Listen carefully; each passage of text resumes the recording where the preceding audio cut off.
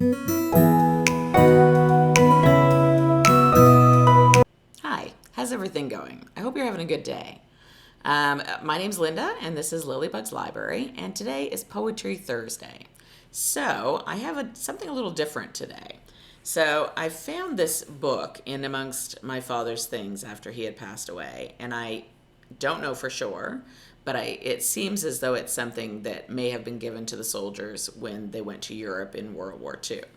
And so if you look at it, it's tiny, it's very old, and it doesn't take up a lot of space. So I think it's something that they were probably given to carry, and probably to boost morale. So when I look at it, I can't find any kind of date.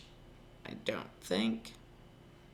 No, it doesn't really give me. It says it's cloth and it's like 32 pages, but it doesn't give me any kind of publishing date, which is a little odd too, I think, unless it's at the back.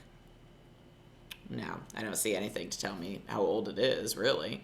But it does say that at some point it ended up at Hattie Tweed Books and Stationery in Moncton, New Brunswick. And that's actually where I'm from. So I guess that is possibly where it was given out or where my father received it. I don't know.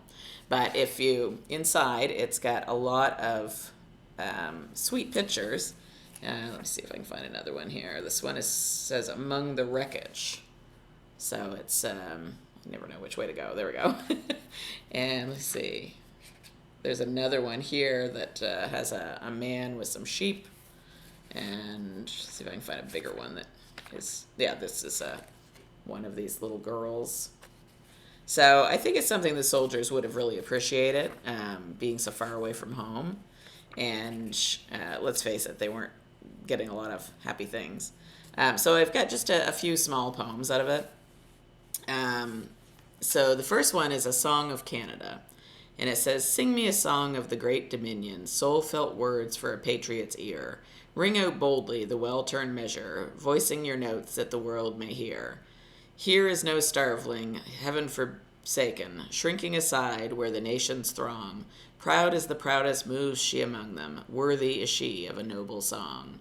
Sing me the might of her giant mountains, bearing their brows in the dazzling blue, chargeless alone when all else changes, emblem of all that is grand and true, free as the eagle around them soaring, fair as they rose from their maker's hand. Shout till the snow caps catch the chorus, the white-tipped peaks of our mountain land. Sing me the calm of her tranquil forests, silence eternal and peace profound, into whose great heart deep recesses, breaks no tempest and comes no sound. Face to face with the death-like stillness, there, if at all, a man's soul might quail. Nay, 'tis the love of that great peace leads us, thither where solace will never fail. Sing me the pride of her stately rivers, cleaving their way to the far-off sea, glory of strength in their deep-mouthed music, glory of mirth in their tameless glee. Hark, 'tis the roar of the tumbling rapids, deep unto deep through the dead night calls. Truly I hear but the voice of freedom, shouting her name from her fortress walls. Sing me the joy of her fertile prairies, league upon league of the golden grain, comfort housed in the smiling homestead, plenty throned on the lumbering wain. Land of contentment, may no strife vex you, never war's flag on your plains unfurled, only the blessings of mankind reach you, finding the food for a hungry world. Sing me the charm of her blazing campfires, sing me the quiet of happy homes, whether afar neath the forest arches or in the shade of the city's domes. Sing me her life, her loves, her labors, all of a mother a son would hear. For when a loved one's praise is sounding, sweet are the strains to a lover's ear. Sing me the worth of each Canadian, roamer in wilderness, toiler in town. Search earth over, you'll find no stauncher, whether his hands be white or brown.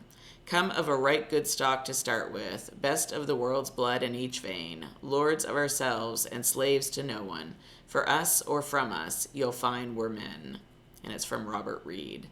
And that, I think, I can just picture like a soldier, from the prairies or the mountains or wherever, sitting around at night and, in very little light probably, and reading about home. And I think that's a beautiful poem. So the next one is in similar vein, but it's quite short. It says, "In days of yore from Britain's shore, Wolfe the dauntless hero came, and firmly planted Britannia's flag on Canada's fair domain. Here may it wave, our boast, our pride, and joined in love together. The thistle, shamrock, rose entwined, the maple leaf forever. The maple leaf, our emblem dear, the maple leaf forever. God save our king, and heaven bless the maple leaf forever." So that's another one that they're really trying to hit that patriotism and trying to get them in so they really understand what they're fighting for. So I think that's kind of amazing. And let's see, I had another one here. Get over. What was I looking at here? I don't know which one I had chosen there, but we're going to skip that one because I'm not sure what was there. And this one, it says "After the War," and it's actually just a short paragraph, and it was actually written by Abraham Lincoln. So anyway, that's in here too.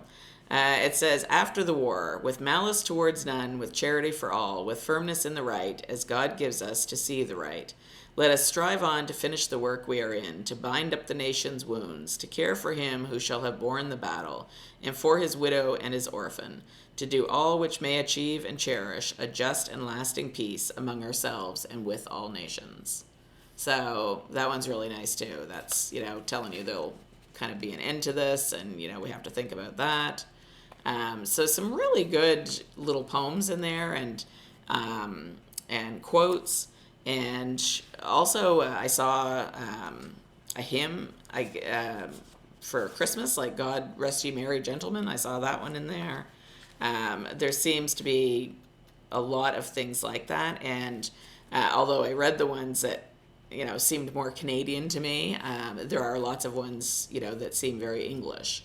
And so I'm sure that this was probably given out by perhaps the English army, because I know that even though the Canadians were there, they were actually fighting with the British army. So, and this would be World War II.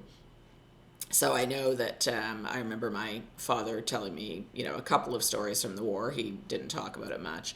But I do remember him saying that the British Army had much better snacks than the Canadian Army did, and that when they were on guard duty, someone would come around with cookies, or I guess the British Army would call them biscuits, with biscuits and a cup of tea and things during the night for the men to have something to eat.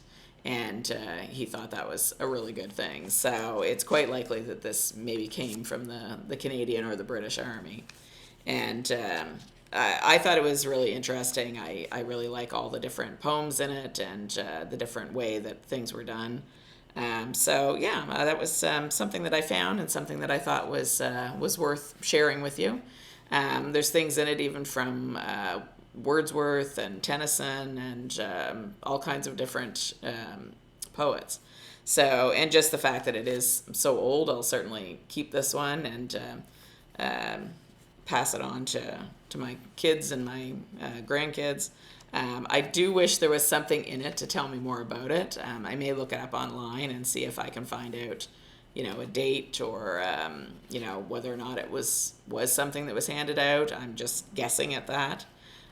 So anyway, that was the poetry for today. So it was The Land We Love. And I hope everybody has a great day.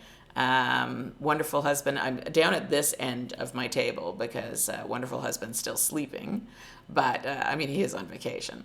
So when he wakes up, we're going to go down on the waterfront, and I'm going to take my camera so that I can. I never do vlogs. I just never have. So I'm going to give this a shot. I do own a selfie stick. I can't say I've ever used it. So I'm going to take that with me too. And I'll get you some pictures of the waterfront, and we'll see how that goes. All right, so I hope you have a great day. Talk to you soon. Bye-bye.